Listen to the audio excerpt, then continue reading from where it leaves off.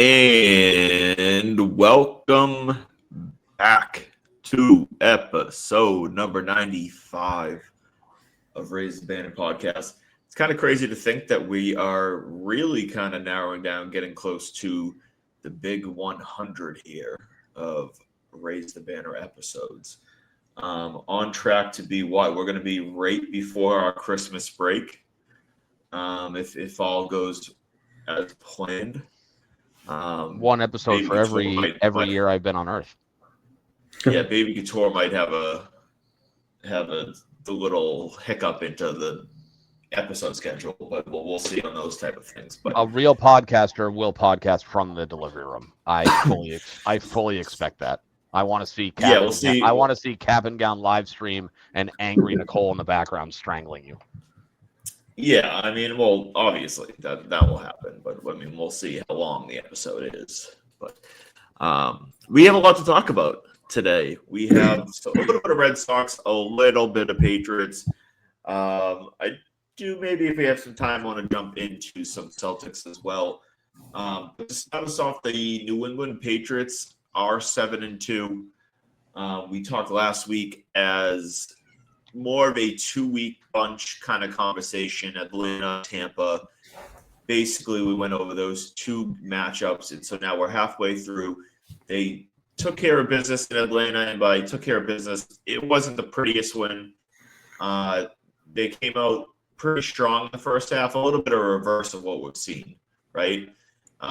Strong first half, weak second half. They almost lost the game. They ended up holding on. Thank you, Parker Romo, former Patriot, missing the extra point.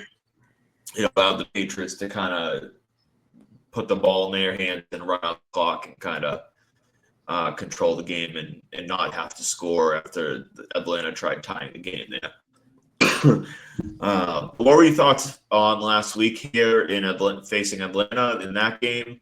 What are your thoughts heading into Tampa as they go down to Florida for the week 9 matchup? I mean, felt good. The first half was really good. I thought the defense got after it. The offense looked pretty good. Kind of a tale of two tapes. Like the second half.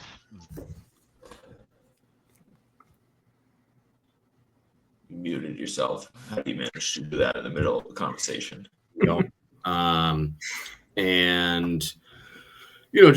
That was kind of the sloppy half, right? So they had, the Drake May interception, fumble. There was the fumble because he lost a fumble and recovered his own fumble, right? There were two fumbles, but one of them he didn't lose. And I mean, some of that can be attributed to Christian Gonzalez missed a decent amount of the second half. I had a handful of things going on that I had to wrap up, so I didn't see much of the second half, unfortunately, but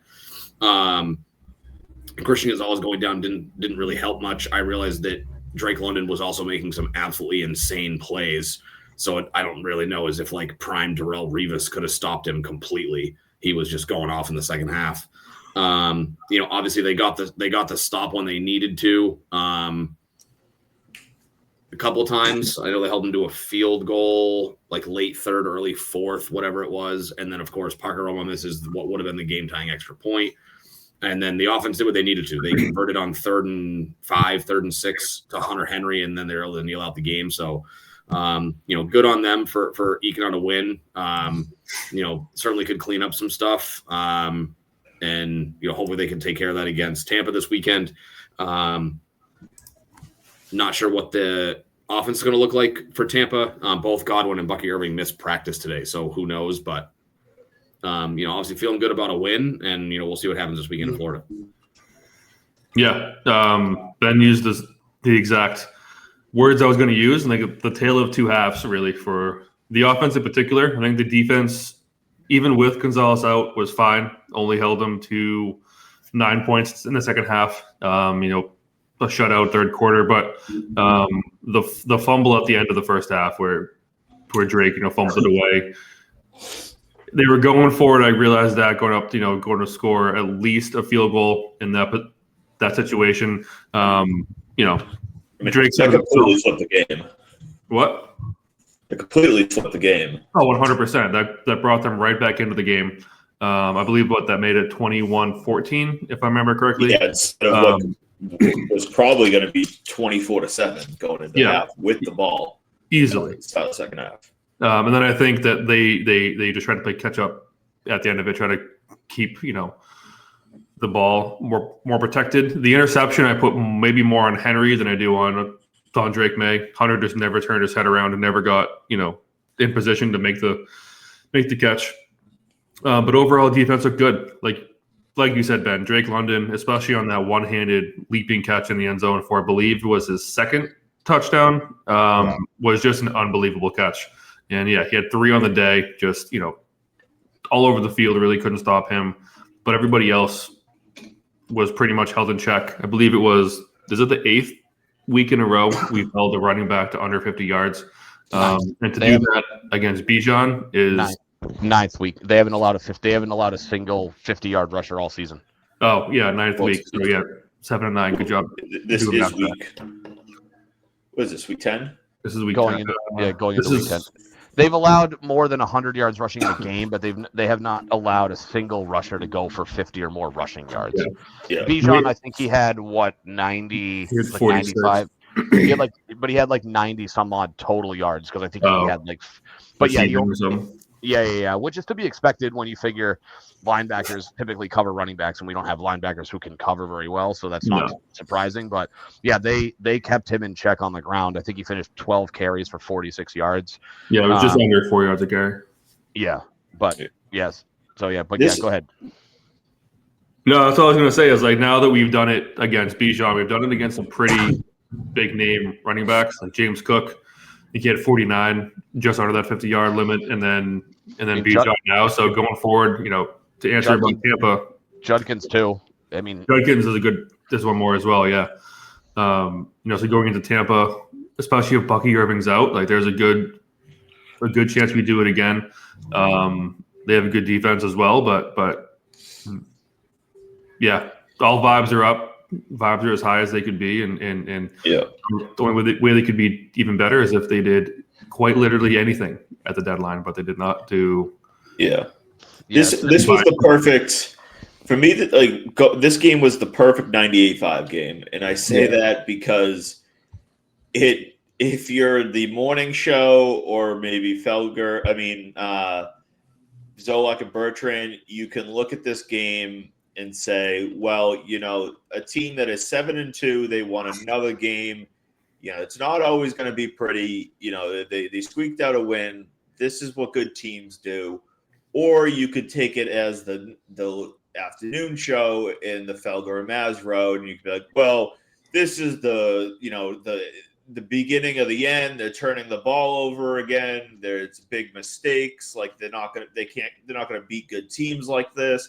It's all about how you want to kind of look at it. And I think it's a little bit of both, right?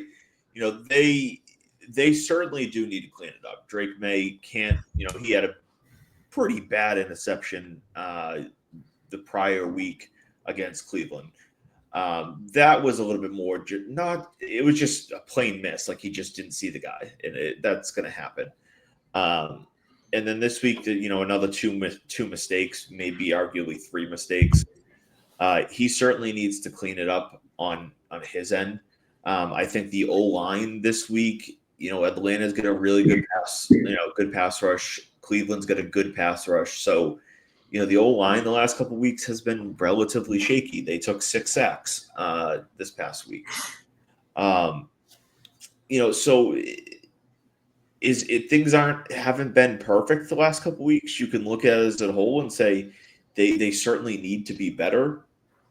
But in the end, they won both of those games. So it's tough to kind of get overly negative about them. But you also need to be realistic in the sense of they're not playing as good as they could either. They definitely should be playing better football, and they're playing against a team like Atlanta where going into the second quarter, they had that game wrapped up basically. With 2 minutes left in the second quarter, they had a chance to basically kind of put that game away. really go into the half and put that game. I don't want to say put it on ice, but like go into half with their foot on their throat, going up 24-7 with the ball at half. Like you come back, you're going into half. Atlanta's going to come out pretty deflated at that point. They come out instead. Big mistake. My boy Jelon Walker made a big play on Drake May. I have to point that out. Of course. Made a big play on Drake May though, and completely flips the game. And then they were pretty stagnant the entire second half, right? They didn't really make much big plays. They were pretty flat. They didn't execute tremendously well in the second half. The defense as a whole, though, played pretty well, I would say. 23 points, obviously, they allowed, but what was that? 7 of that was basically at the start of this, that the Drake May turnover, right? Mm-hmm. They brought it down inside the 5-yard line. Yeah. So I'm going to scratch that. That brings it down to 16 points. And then, so you allow 16 points to any team like that. That's pretty good football. You really can't exactly ask much better than that. You allow 16 points to a football team that has, I would say, a competent quarterback, a legitimate wide receiver one, and arguably the best running back in football. Yeah. Like the drive you were talking about, by the way, was a 6-yard drive. Yeah, like no, exactly. You can't exactly put that on the defense. So as a whole, the defense did what they were supposed to do. So you feel a little bit optimistic heading into the Tampa game on that end, right? So obviously, like you said, Bucky Irvin and Godwin are both out so far through Wednesday. Let's just assume that they're out. The Patriots have a good shot of facing a pretty short-handed Tampa offense. And one thing that when we talk about when I said it was a 90-85 game, that in the brief time that the morning show talks actual sports, they made a decent point that we're now at the point where teams, when they come to play New England, they're coming in not expecting to run the ball. Right? Mm-hmm. They're not coming in with a game plan of we're running the football. Now, most teams are going to still come in hoping to run the football, and they're going to try to establish it early, but they're going to make a 1 or 2 drive effort, and if it's not working, they're going to probably abandon it pretty quickly. So that is something that going forward until the Pats, maybe light up or they let up some big games, that we're going to see teams play. And when we talk about the Vrabel effect on this defense, that's what's the biggest, I think, improvement that we're seeing as the season goes on, is now we're going to have this like Tampa offense come in here and say, they're not going to come in here and expect to run the ball.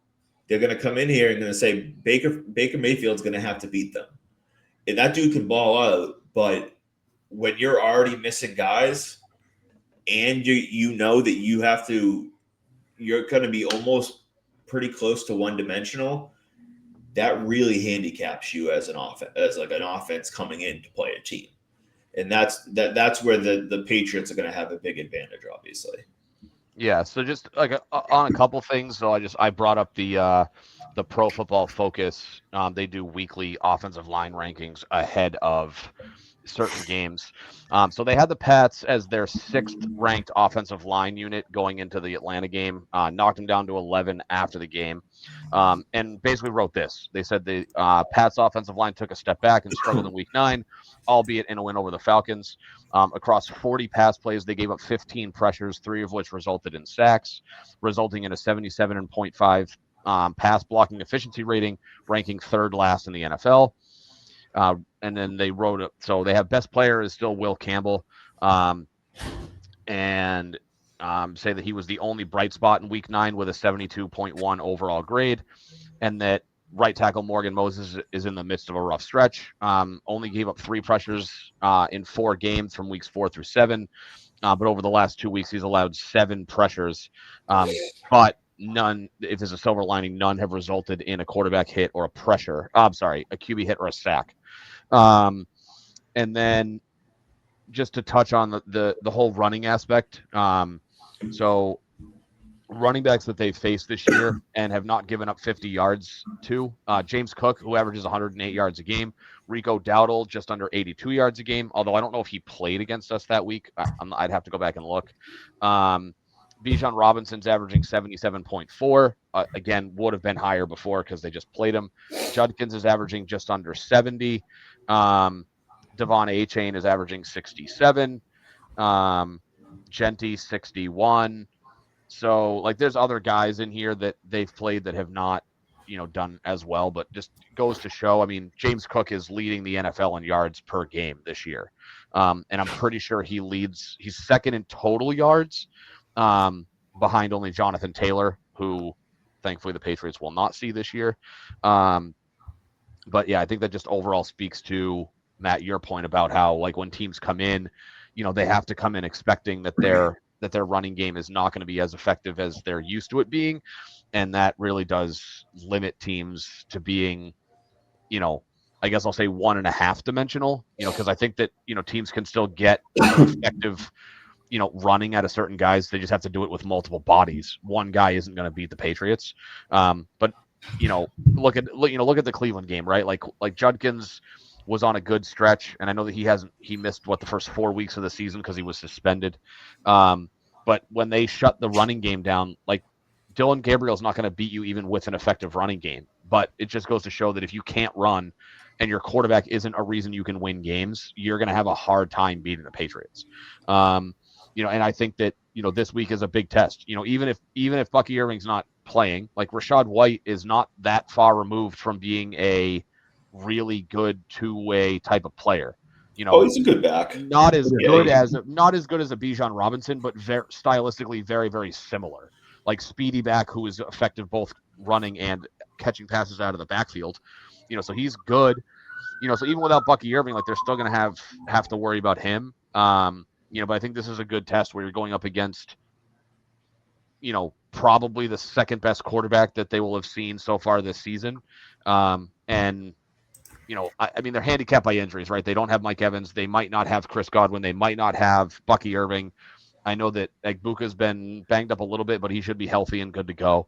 But against, even still a pretty good offense, I think this is a good test for them. Yeah, 100%. And going back to, the point you made, Matt, earlier about, like, Mike Vrabel, the Mike Vrabel effect, it to a greater extent, it's more so like the veteran leadership, the veteran presence that this team has this year versus years past. Like, last year, Drake May gives up that fumble that comes out and throws a bad pick. Like, who's to say that wouldn't ruin his confidence and now he's off for the rest of the game and they go down there and lose that game or whatever the case.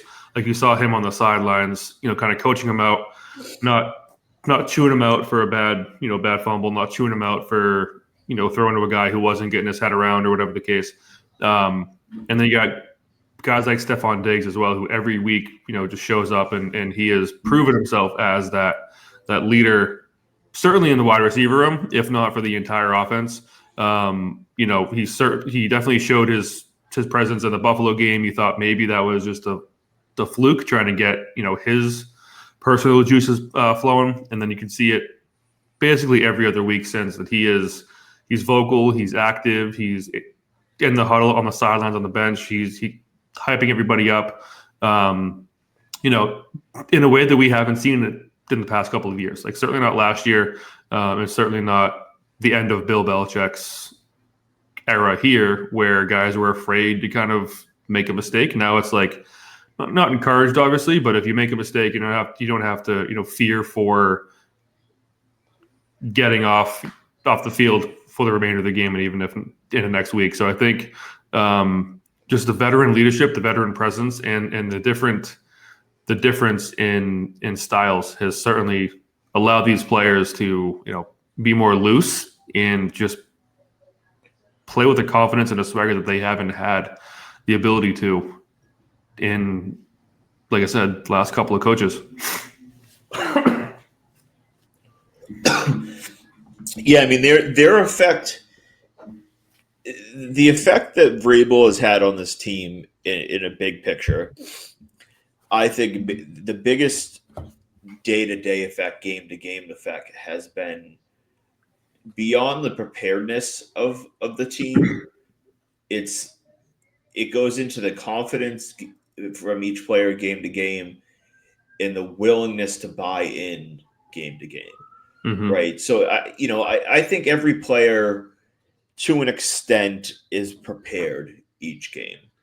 How prepared were they under Mayo? Like that they really should be. That's obviously a wild subjective conversation that you could get into for hours, but they're clearly bought into what Mayo is selling.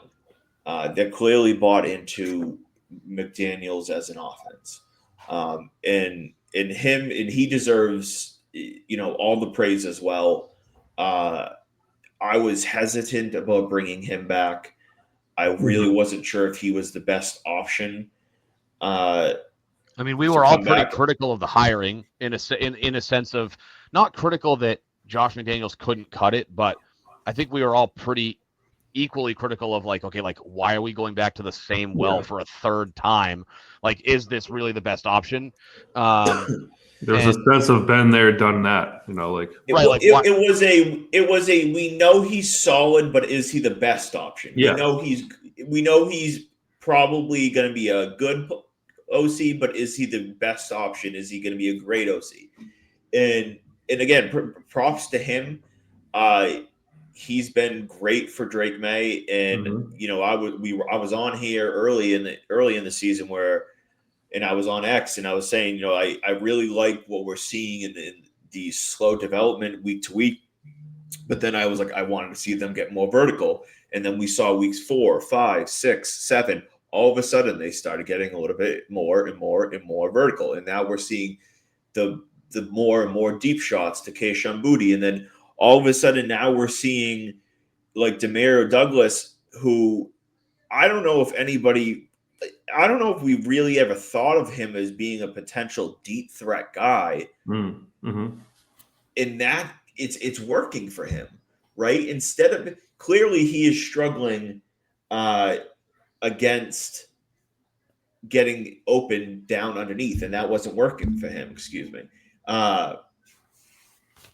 And they've kind of transformed his role a little bit, and they're using him a little bit more on down the field, speed, crossing patterns, and it's working to get him open and use his speed and use his ability to get open downfield. And that's clearly something that is new to him and new to this offense, and it's opened up a whole new development into his game that we haven't seen before. And again, that's a props to Josh McDaniels. Like that is something that I don't think as many Patriots fans really expected. I don't think anybody before the season was like, hey, let's turn Demario Douglas into like Tyreek Hill light. I don't know, just to give you an example, or like third week of the season we wanted to trade him. After we lost to Pittsburgh, everyone was like, get rid of him. Yeah. He get 15 yards, and now he has 2 signature games in this year alone. Yeah, I don't want to say obviously he's not Tyreek Hill caliber, but like that small, speedy, deep threat guy. Who's just throw it to him in space, and you'll make a Kenny Stills, or I don't know why that name just came to my head. Out of all like names possible that could, but like you know what I mean. That small, deep threat, speedy guy that can get open, and if that's a role for him that works, then great. Like that could be a real nice bonus for this team. Sure. Yep. Now on that, real quick, I was just looking this up. So Douglas currently ranks 52nd in the NFL this year in yards per target, which I'm going to guess would be the receiver equivalent to like depth of target for quarterbacks. That's how kind of I read that. Would you agree, or am I wrong? Yards per target? Right, like that to me tells me like how many yards down the field is he on average when targeted. Right? It's like so he ranks 52nd. Problem is, early in the season, he wasn't getting much of that. So it's probably a little bit deflated. Here's where I'm going with this. He currently ranks, he's 52nd in the NFL. That's not where I was going with this. But he currently ranks ahead of the following wide receivers on average yards per target. T. Higgins, Amon-Ra St. Brown, Rashee Rice, Ted McMillan, Jamar Chase, A.J. Brown, Malik Neighbors. Granted, Neighbors only had 4 games, so take that with a grain of salt. But he's I could have told you Rice. Rice and Mahomes, between the two of them, are a line of scrimmage merchant together. So, but I'm just saying, Rashee Rice is a downfield threat in a certain sense of that he's good with the ball after the catch. And so, but you look at a guy like T. Higgins is not he's your typical big-bodied possession, get some yards. But Jamar Chase Holy shit, did he have a nice catch this past weekend? Yeah, but Jamar Chase, for example, is a true downfield, take the top off the defense player, and Douglas is averaging more a deeper target, a deeper depth of target on receptions than a guy like Jamar Chase. So it's I think so. Yeah. Being 52nd, not saying that that's good. But to be ahead of certain guys is crazy when you have somebody They'll probably climb even higher as the season goes along, because I would think that if you want to take a wild weeks. That's true, yeah. Well, in the first couple of weeks, what did he have? -6 yards after the first 2 or 3 games or something like that? Yeah, well, and because it's target, not completion, right? So correct. Even the target. So in the first 4 weeks or so of the season, he was probably the target percentage was all around the line of scrimmage. So it's probably really low in the first 4 weeks. I don't know if you can script it just the last 6 weeks. He's probably in the top 25 in the last 6 weeks or so. That's true. If you had to, who's number 1 on that list? Who are the top 5, 10? But for example, if you had to take a wild guess, who currently leads the NFL in average yards per target? I would have said. Is it a nobody? No. It's a notable name. Yes. Is CD? No, he's been hurt for a while. Jameson Williams. Who leads the league in receiving yards right now? Jameson Williams is 25th, 9.9 yards per target. This wide receiver is averaging a 13.9 yards per target. What conference is he in? AFC.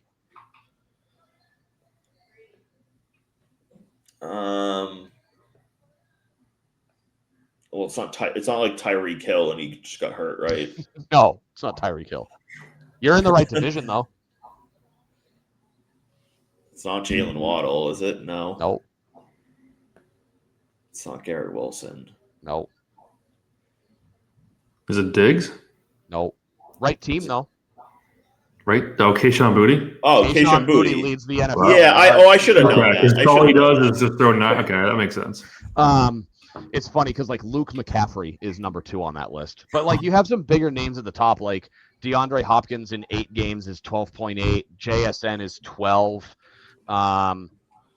JSN. I love JSN being that high. Yeah. Just because he was called the slot merchant, don't take him. He's a slot receiver, blah, blah, blah. Quick tangent on that. Looking back, if you could do it over again, trade aside, would you still take Christian Gonzalez or would you draft JSN? No, I would draft JSN. Fair. Okay. I love Christian Gonzalez, but JSN's a stud. And I scream this to the moon for weeks upon weeks, leading that into that draft, that JSN was the best player in that draft. The best receiver in that draft. And some people had him too, so it's not like I was the lone bird in that conversation. But the dude just gets it. Yeah. He knows how to get open. He has good hands. He's fast. He's quick. He's strong. He's not huge. He's not a big guy, but the dude just gets the position. Yeah. He was the first wide receiver drafted that year. Was he 20th? Yeah, 21st? 20th overall to Seattle. He started a string of 4 straight wide receivers. It was Yeah. I was gonna say, it was like right after. It was like JSN, Zay, Quentin Johnson Addison, and then Quentin Jordan Johnson, then Addison. Addison. So it was JSN, Quentin Johnson, Zay Flowers, Jordan Addison in that order. So the Chargers passed up on Zay and who'd you just say? Jordan Addison. Ouch. Yeah, I mean, to be fair, I know that he's been borderline irrelevant lately, but Quentin Johnson came out of the gates with his pants on fire to start the year. He was good in college too. I was surprised at how bad he fifth- actually was in LA. Who was the 5th wide receiver in that group? Because I had Quentin Johnson ranked 5th. Jaden Reed to the No. Jonathan Mingo to the Panthers. No, I Yes. had Quentin John. Yeah, but no, I had Quentin Johnson ranked. I understand 5th. what you're saying. The 5th wide receiver in the draft was Jonathan Mingo at 39 to the Carolina Panthers. Well, that's not what I'm. He's saying what are the top 5 like wide receiver rankings? What year was that? 2023. Oh, I see what you're saying. I'm sorry. So the top, 2023. So JSN, Johnson, Addison, Flowers. Jalen Hyatt. Let's see. No, Josh I Downs. had Mingo, I might have had him as my Reed. 4th. Mingo, Jaden Reed, Marvin Mims, Tank I might have Dell. had him as my 4th. Hold on. Tank Dell was a 3rd round pick. Jalen Hyatt, Cedric Tillman, Josh Downs. I lied. He was Michael my wide receiver 4. I had it as JSN, Zay, Addison, QJ, Josh Downs, Marvin Mims, Jonathan Mingo, Cedric Tillman, Jaden Reed, Tank Dell was my top 10. I mean, And you said Mingo. So Mingo was my 7th, and he was the 5th guy. He was the 5th guy off the board. And then Jaden Reed went 50th to the Packers. Rashee Rice went 55th to the Chiefs. Yeah, that was was right probably after the biggest we miss. made a pick. Like I feel like I looked this draft up, and I feel like it was the 2 of them went right after we picked like someone useless. Middle of the 2nd round. So this is a post from me on February 22nd, 2024, and it said I'm still working through this class. So this must have been the 2024 class. And I said, but comparing the 2 classes, I would have the 24 and the 23 ranked with Marvin Harrison, Malik Neighbors, then JSN, Rome, Zay, Brian Thomas Jr., Addison, and then QJ. Yeah. Which, going back, Marvin Harrison the number 1 above them all doesn't look No, I feel the best. Yeah, I mean that's true. So 2nd round that year, Patriots went Keon White 46. Ugh. You hear the story about Keon White and with Belichick? Yes, I've heard it. I don't think that was. I feel like I've heard that before, where he was between Gonzalez and Keon White. Like They had to like beg Belichick not to take Keon White instead of Christian Gonzalez. Such a joke, dude. Wait, what? So apparently, after they traded back, Belichick wanted to take Keon White, and the rest of the room wanted Christian Gonzalez. And like, it's not that like Belichick didn't like Christian Gonzalez either, but like if it was like 100% solely up to Belichick, he probably would have taken Keon White. But they had to like talk him out of not taking Keon White. And so that would explain why he traded back, because he had no interest. He wasn't going to take Gonzalez at 14, and he's like, "Oh, well, I know I can get this guy later, so I might as well just trade back." Well, not only did he not end up being that good or not good, really good at all, he ended up being there in the 2nd round, for them. So like it would have been a massive overpick at 17, on top of the fact that he would have also not been that good. Yeah, Wouldn't have been Bill's first reach. He had 5 years in a row of making a reach.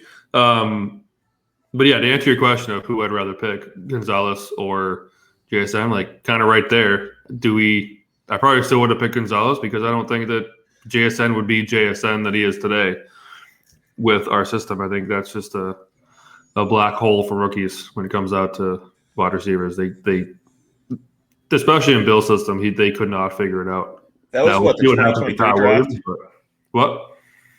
That was the 2023 draft? Yes. I'm going to ask it online. So let's see. For whatever reason, he doesn't have a draft like combine profile page. I wonder if he skipped the combine. Which doesn't make any sense. Yeah, I don't know why he's not showing up as in here. So NFL Draft Buzz. Let's see. Draft profile. Let's see. Do they have like a projection?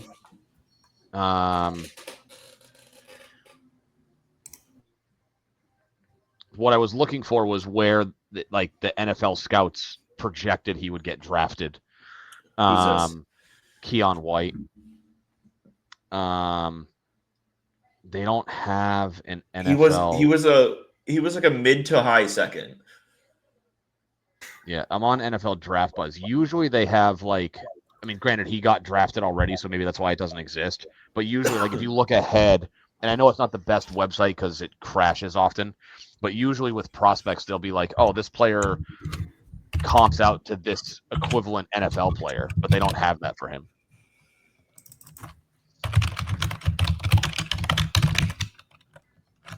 NFL.com isn't working online right now, but yeah, I mean at the time of the pick, I thought it was a decent pick. It just obviously didn't pan out, and if he ended up taking him at 17 and it didn't work, that would have been an absolute disaster. Yeah. And we would we would be looking at that draft and this team completely different right now, completely 100%. different. If we had Keon White and obviously, then you have to look into who they would have taken at the top of the second instead of Keon White. And so that's tough to really gauge. But 2023. I just looked it up. Bleacher Report had Keon White's NFL comp as Carlos Dunlap. I mean, that's decent. Would have been fine in the second round, but. So Keon White went. I think he said 46th, if I remember correctly. Yeah. So it's really tough to gauge who the Patriots would have been taken if they took Keon White in the first round.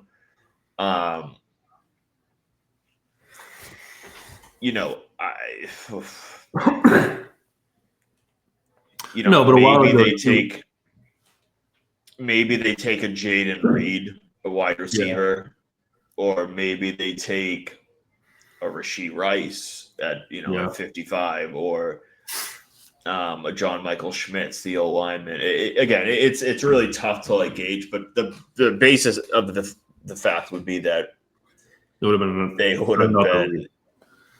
have been a massive miss, and we would be a completely different spot right now. 100%. But speaking of Gonzalez, Ben offered, speaking of the trade deadline and everything that happened, we obviously saw Sauce Gardner move for 2 first-round picks. And so Ben kind of threw out this hypothetical. Let's say the Patriots make it a little bit of a run. They don't win the Super Bowl, and a team comes calling. I'll throw this out there because the Rams own Atlanta's pick, right? Okay. So they own 2 first-round picks. So the Rams would be in a spot where they could do this. Let's say the Rams have the 13th pick, which is Atlanta's pick. Atlanta ends up around 13. And they offer that pick, the Rams 2027 first, and a 3rd-round pick for Christian Gonzalez. Is it something you consider if you're the Patriots? His contract is up after this year or next year? No, so this is only year 3. So he'll have their option after that. Then they have 5th. So they'll technically have 2 more years of control. Okay. They'll be eligible to extend him this year, so that so they could offer him and lock him in after this year. Obviously, the question becomes: they're playing a little bit more zone right now. They're definitely more of a zone team right now than they have been in the past. So that the question becomes: how much are you going to value corners in that scheme? And two, obviously, there's a little bit of an injury worry with Christian Gonzalez. That being said, he is still on both ends, an elite corner. A star, yeah. But obviously, you do then have to pay him elite money. Mm-hmm. And the conversation becomes, do you want to pay?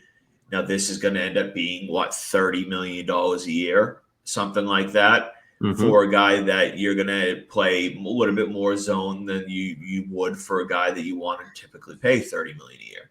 So, again, I'm not looking into a ton into this rookie class yet, but you would have to imagine at that 13th pick, you're probably looking at the second, maybe third best corner in the draft.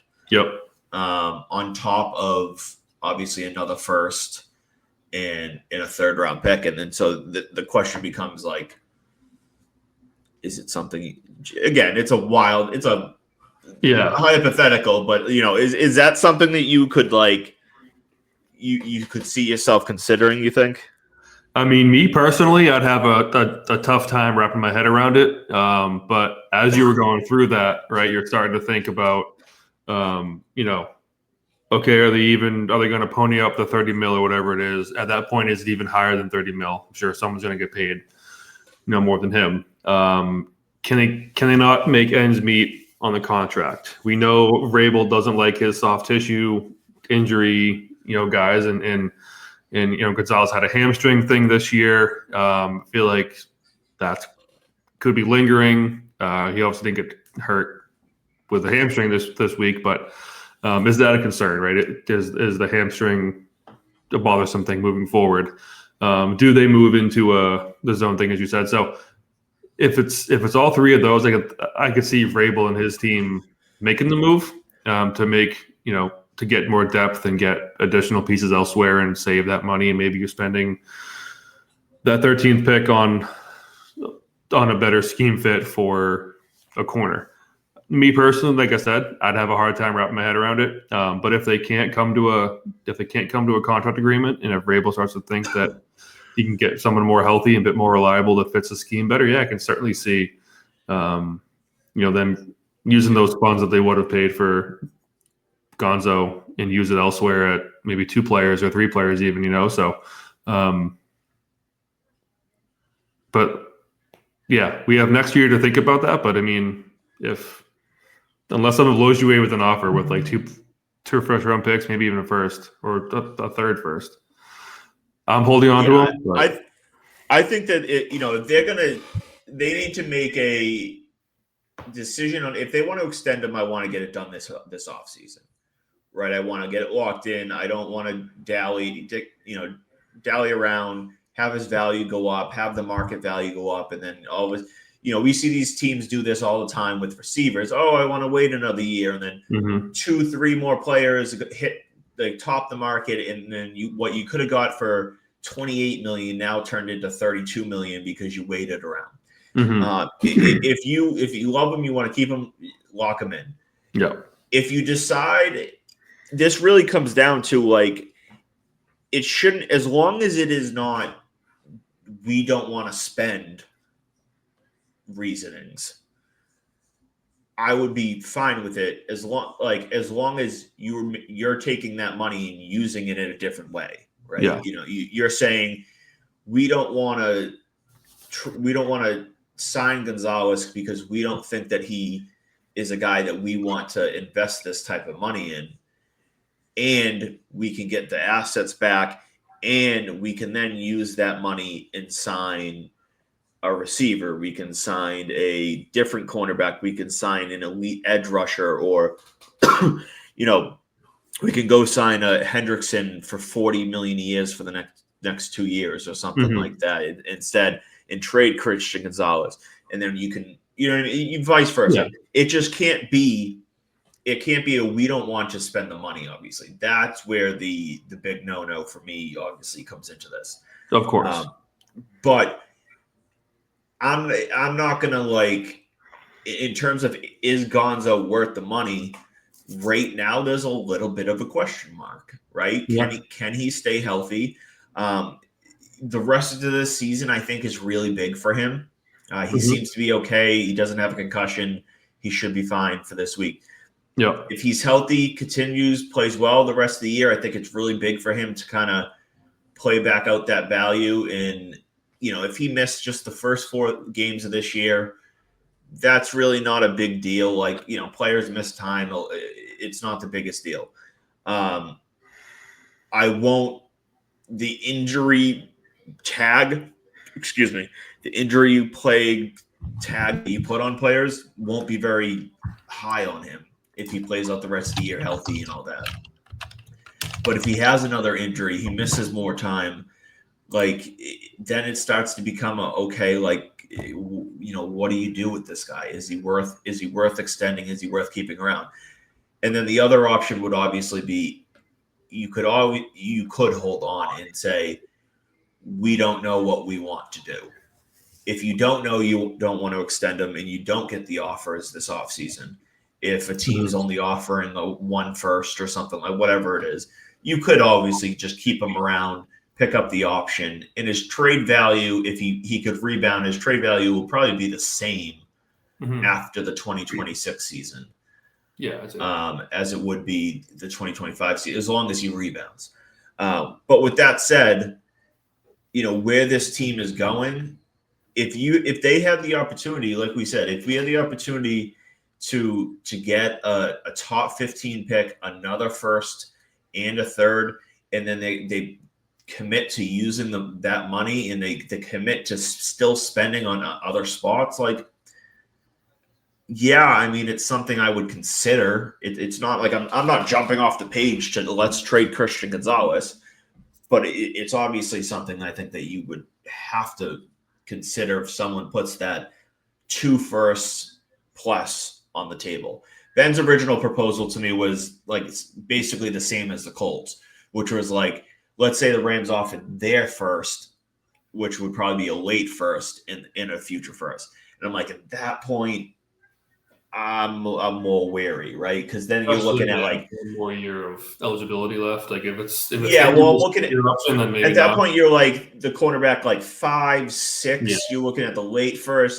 At that point, I'm I don't know if that's really worth it for a guy that is already very, very good. But if you get into that top 15 range, top 12 range, then you start getting into the conversation where you can get a very good player in that range. And the 2027 class is supposed to be, and it's, I don't want to buy too much into it, but it's supposed to be a very, very, very good class. So if you obviously could stock up an extra first for that class, even if it's a late pick, that's something that could be huge down the road in terms of or do whatever. Yeah, exactly. So it's certainly something that I would consider. But what were your overall thoughts on the lack of moves from the Patriots? I was disappointed, a little surprised that they just didn't do anything. I mean, there were talks about them being in on Jalen Phillips for a third. I probably would have done that. He ended up going to the Eagles. Outside of that, I mean, there were certainly guys that they could have swung big for. Obviously, AJ Brown, the Brian Thomases. But in terms of depth pieces that we had talked about, even last week, I was surprised. Right, Logan Wilson goes to the Cowboys for a 7th. That felt like a very, very doable move. I already mentioned Jalen Phillips. There was other moves that I thought could have been made if you want to get more depth at running back, especially if you think that Ramondre is going to be out. They had the capital to move, and I thought they were going to. Now, I get it. You're not trying to mortgage the future or anything like that. I don't think that the moves that they could have made to get more depth pieces would have in any way mortgaged the future. But, I mean, the team's been playing well. They have a relatively easier schedule, all things considered, especially if Tampa is without Bucky Irving and without Chris Godwin, even without one of the two of those, because the Jets just had a complete fire sale. If you thought it was a win before, it's certainly a win now. So they're, for all intents and purposes, their season just got a little bit easier. So I wasn't pissed that they didn't do anything, but I certainly was a little surprised and like disappointed that they couldn't at least go out and make a move to add somebody in on top of getting rid of guys like Duggar and Keon White. Yeah, I mean, they were, it's tough that you want them to add.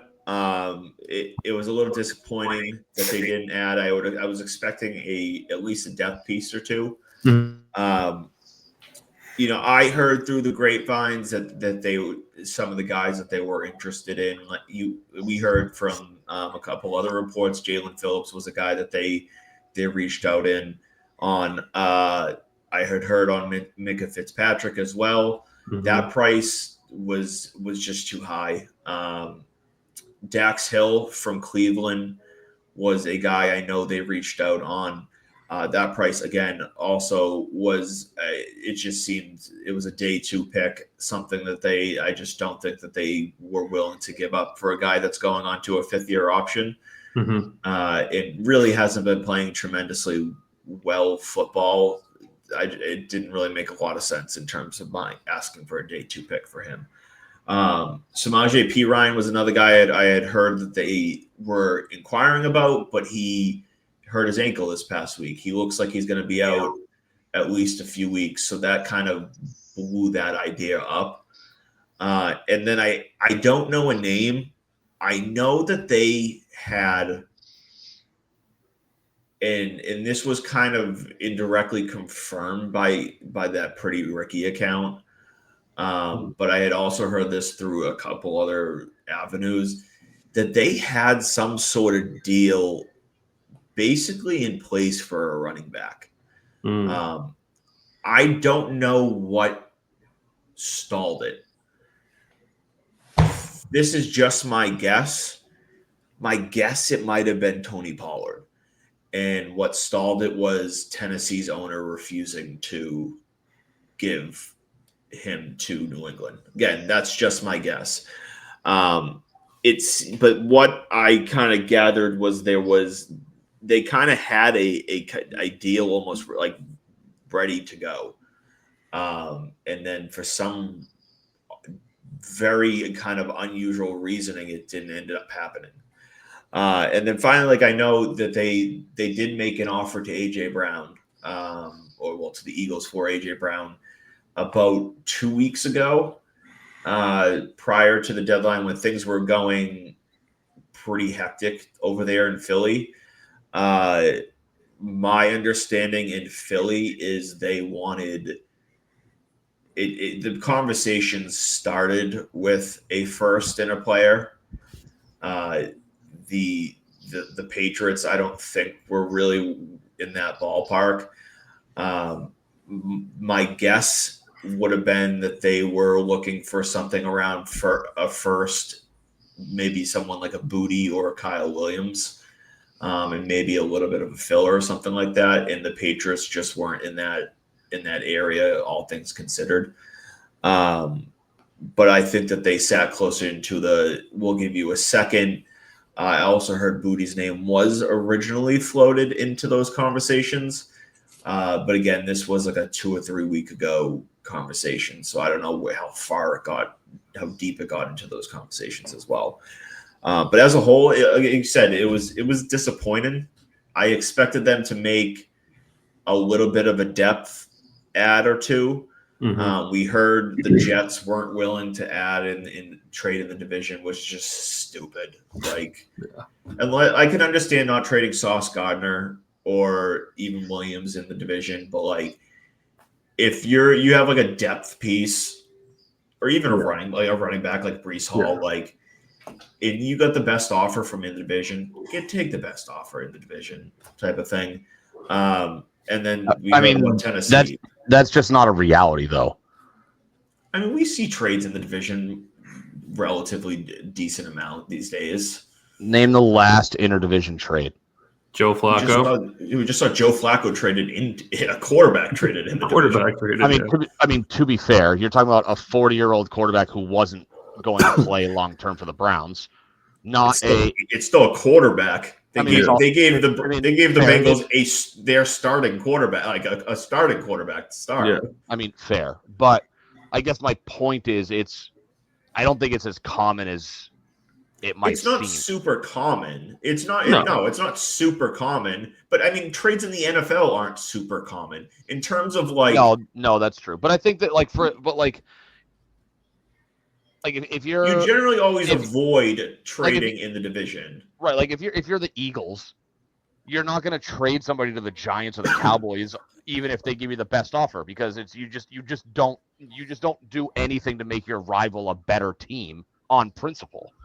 Even if the offer is, I mean, you'd have to be talking about either the only offer and you have to trade somebody, or significantly better than any other offer before you would see, like I bet you if the Patriots offered 4 first-round picks for Sauce Gardner, they're not trading him to New England. They would have sent him to Indy. I disagree. Why, if you doubled the offer, this way, if I was an owner and I found out that they took half the offer to not trade him in the division, I would fire my GM. I'd fire him in a heartbeat. I mean, that's it would be one thing if you were saying that's how NFL teams are. I mean, look at Bill Belichick. He allegedly turned down 2 first-round picks from the Cleveland Browns just so he could send Jimmy Garoppolo to the 49ers and send him out of the conference and to the other side of the country for a significantly worse offer. And he should have been fired for it. But that's not how teams. And that was a horrible decision. He should have been fired for that as well as other things. But that was the first. I mean, obviously you can look back with hindsight being 2020. Like trading away Jimmy was not a franchise-altering poor decision. But like that's just teams. That's how they operate. They don't make trades. You don't make a trade to make your arch rival a better team, even if the arch rival is offering you the best offer. It just doesn't happen. I agree that you generally try to avoid it. Yeah. I think you generally try to avoid it. But in a situation where you're the Jets and you're like in a full-blown sell mode, and you know the Patriots are calling on. Keep in mind, the owner also said we're not in sell mode. His exact words were, "We're not tearing this down."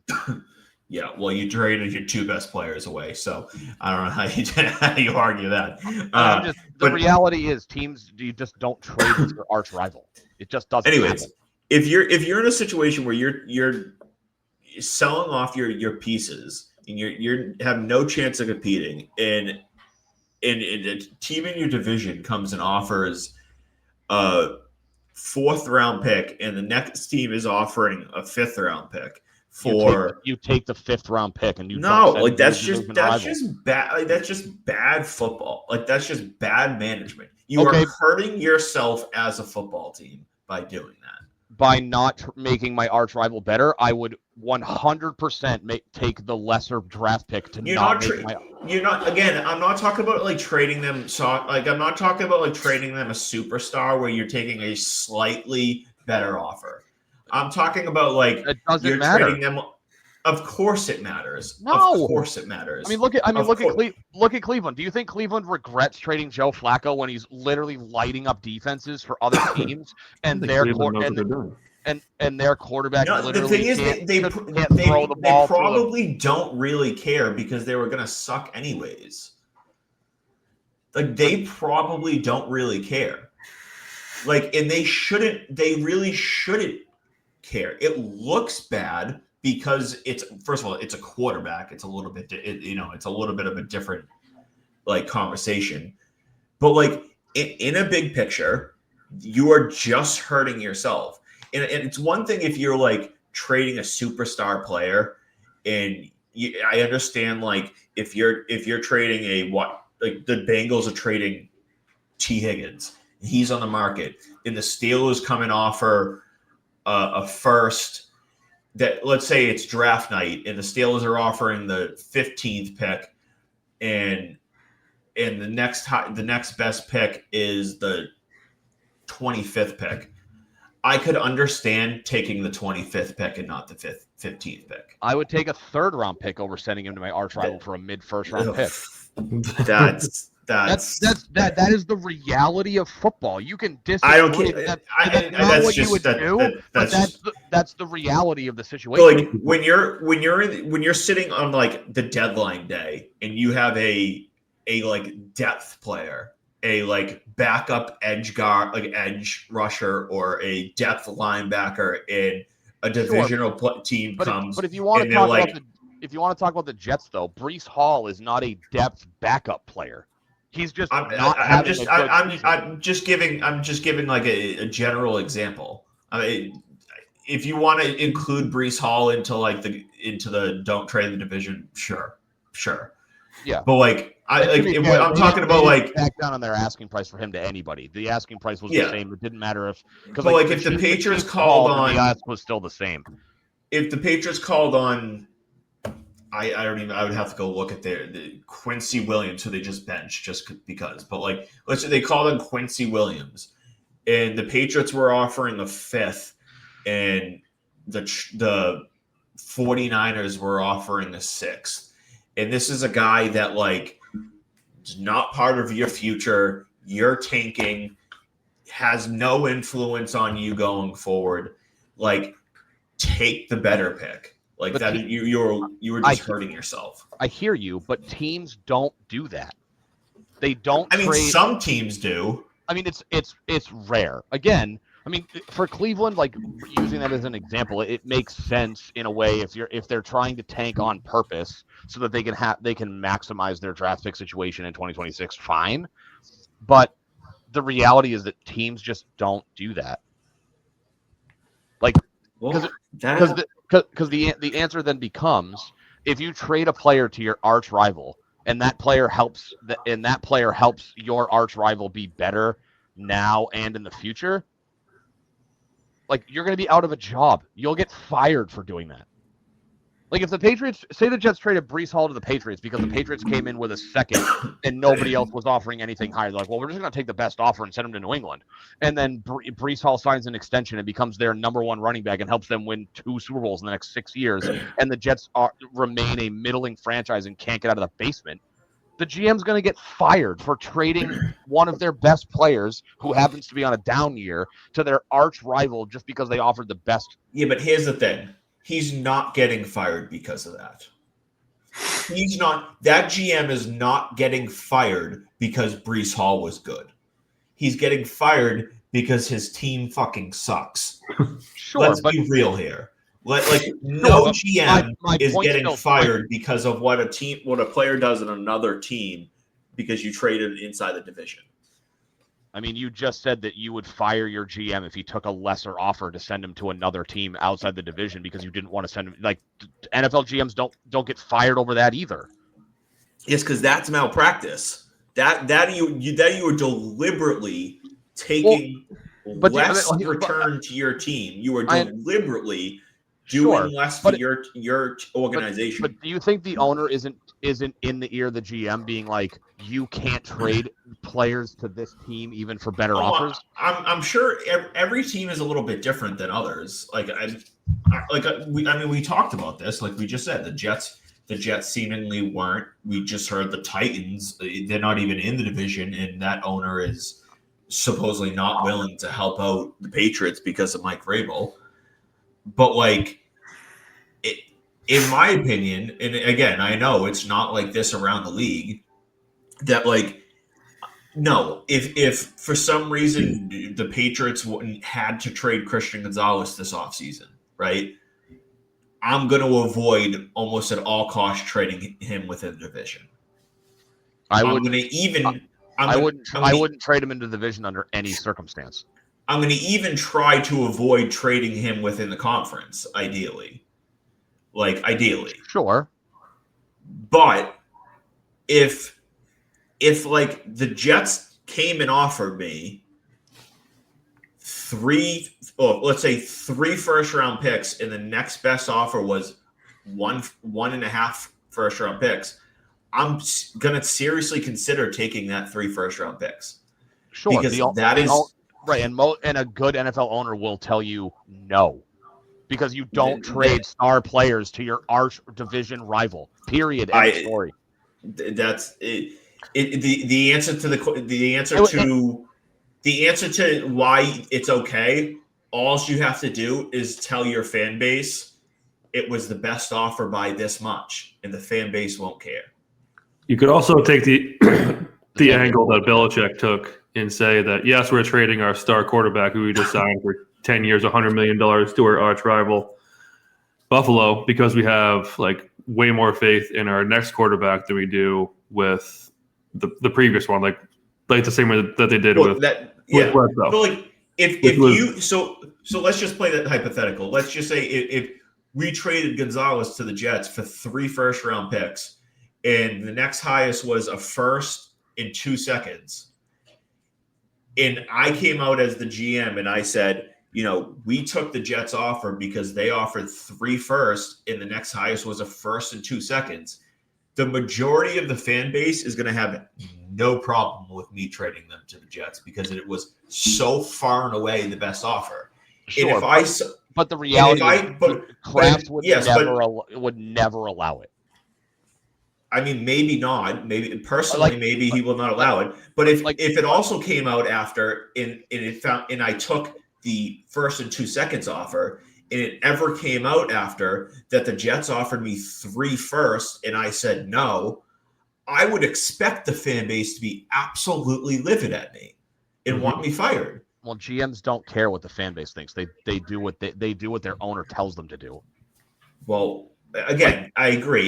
If the owner is saying no in the end, like they're the one that writes the checks in the team, right? Like to a degree, just to button up. Like I agree with you. Your job is to take the offer that makes the team better, right? Whether it's in the now or if you're rebuilding down the line. But I also live in the reality that that's just not what happens in the NFL when it comes to if the best offer comes from your arch rival. In most cases, you're not sending again, if you're talking about, Billy Bob Thornton, who's never going to play for you, fine. But you can look back, like the Dolphins traded Wes Welker to the Patriots. Do you think they regret that trade? 100%, that's a trade that they regret. I just think that the reality is that most teams don't trade their players within the division. I mean, again, I agree with the idea that you're supposed to do what's in the best interest of the football team. It's just most owners are going to tell you, hey, I understand that you got to do what you got to do, but we're not trading. Oh, here was an intra-division Giants Cowboys trade. Can you imagine if the Red Sox ever made a trade with the New York Yankees that involved a player of significance? Fenway would burn to the ground. If the Dolphins. Well, the Yankees traded us Carlos Narvaez. The Yankees, we traded them Alex Verdugo. I mean, again, not players of significance. Alex Verdugo is not a make or break player. Carlos Narvaez isn't going to be the reason the Red Sox win a World Series. He's good. Don't get me wrong. But these are starting players on our. On both teams. I mean, sure. Cedar Rafael is a starting player. He's not a franchise-altering talent. No, but you just said in general. I said notable, talented players. I would not consider Carlos Narvaez or Alex Verdugo. No. You're changing your argument now. No, I'm not. Was in general. I said if the Red Sox ever traded a notable player to the New York Yankees, Fenway would burn to the ground. Well, yes, but before that, we were just talking about at all trading within the division.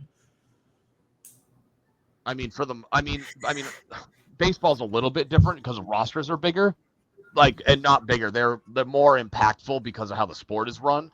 I mean, I guess an equivalent would be the Red Sox trading their 20th overall prospect to the Yankees would be the equivalent trade that you're talking about.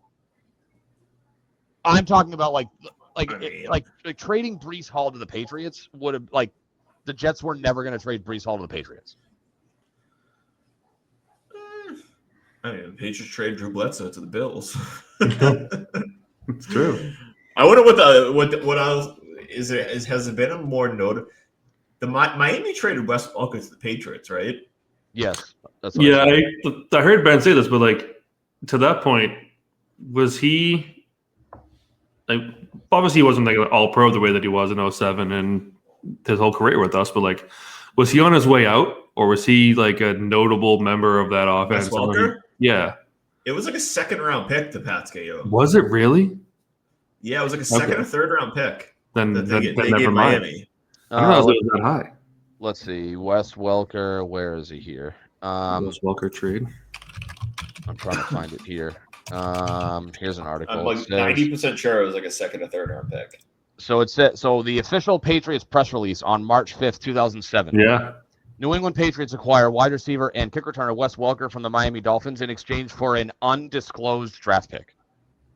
According to AI, according to Gemini, it was a second and a seventh round pick, and Welker was their leading receiver in 06. So yeah, there you go. Okay. Yeah, I was There's gonna one. say it ended up being like I think it was like a conditional third to second, depending on something, and it ended up being a second. Yeah, I mean it's not obviously again NFL trades in general aren't incredibly common, and then when you do make them, you try to avoid the division for obvious reasons. So like it ends up just naturally being less common. But when we're talking about depth guys, like you would just be as a GM, like you would be dumb to like take a fourth instead of a fifth because you're selling off and you don't want to like maybe give this team some more depth. Yeah. Like So the Welker thing, it looks like the Patriots were going to match his offer sheet. And instead of matching, because he was a restricted free agent, instead of matching the offer sheet, it says on March 1st, 2007, the Dolphins offered him a second round tender of $1.35 million over 1 year. It says Patriots who were interested in Wes Welker has originally considered signing him to an offer sheet. Miami would then have had 7 days to match the offer. However, according to the Boston Globe, the sheet would have included a poison pill provision, making the offer difficult for the Dolphins to match.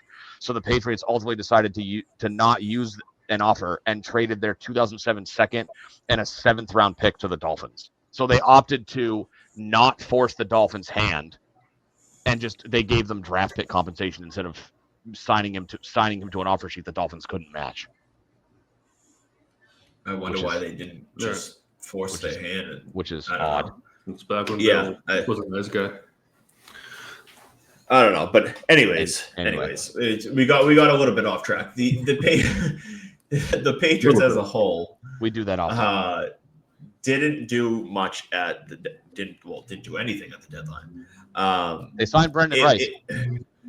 It was definitely disappointing in the sense that I expected them to do something. I didn't expect a ton. I expected maybe 1 or 2 moves.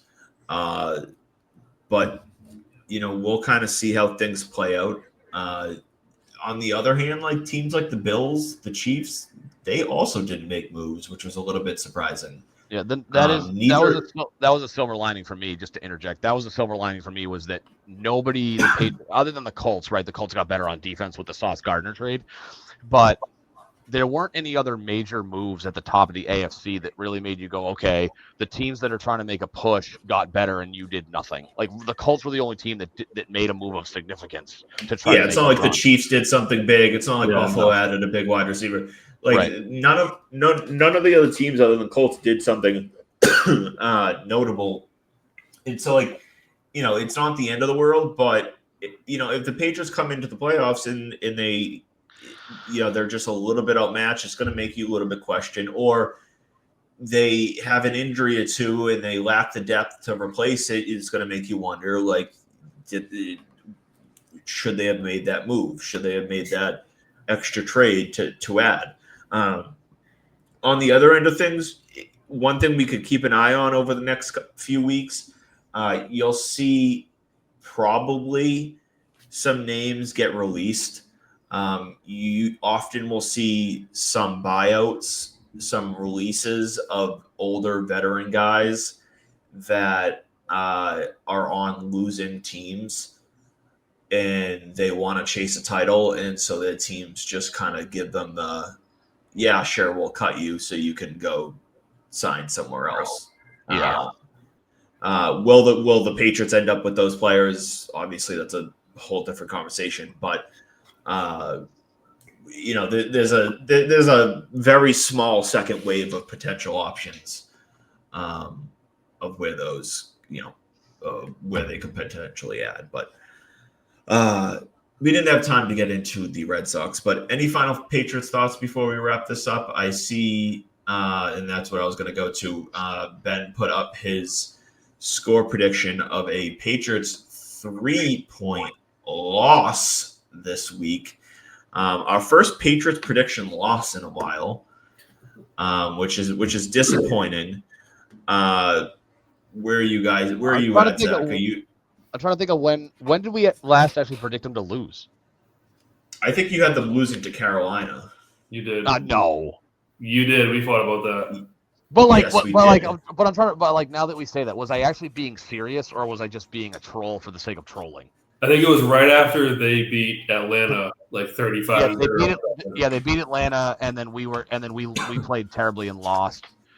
I think like, and that was probably just. I think I was just being silly. I think realistically, I think the last time I picked them to lose was the Bills game.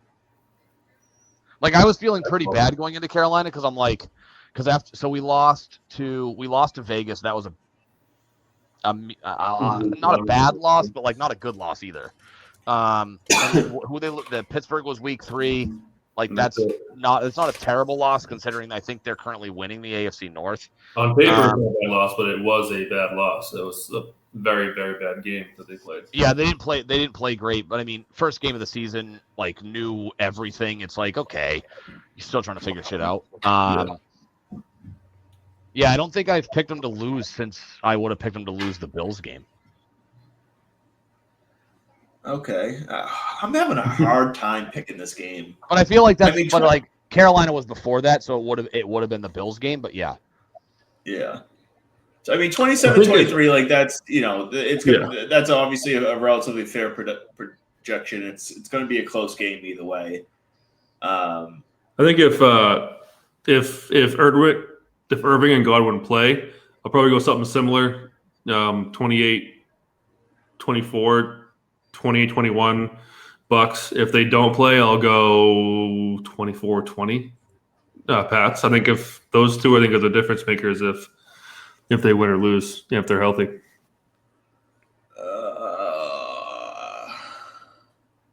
So ChatGPT predicts something to the effect. So they say Patriots are expected to score between 20 and 24, Bucs 23-27.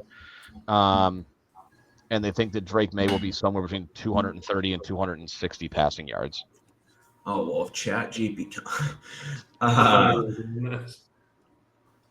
I think it's a toss. It's a toss-up game type of thing. If Tampa was fully healthy offensively, I would be a lot more wary of this game. If they had Mike Evans, Bucky, Godwin, I would be a lot more wary of them. The Patriots being able to slow them down. On top of that, if I'm not mistaken, Baker's been. I mean, they were off last week, but Baker was pretty rough the last week or two. Yeah, the game against the Lions and the Saints, like, he's come down to earth big time the last 2 games. I mean, his entire he has nobody to throw the ball to. Keep that in mind, and they don't have their starting running back. Okay, but that's what I'm saying though. So when we're talking about predicting this game, right? I'm gonna go Patriots, and it's gonna be because of that. I just think that the lack of health offensively for Tampa. The Patriots defense has been continuously progressing a little by little, and I'm gonna go with a 30-24 Patriots win. And that 30-24 comes comes with 1 or 2 forced turnovers from the Patriots defense. It'll be a really good game, I think, overall.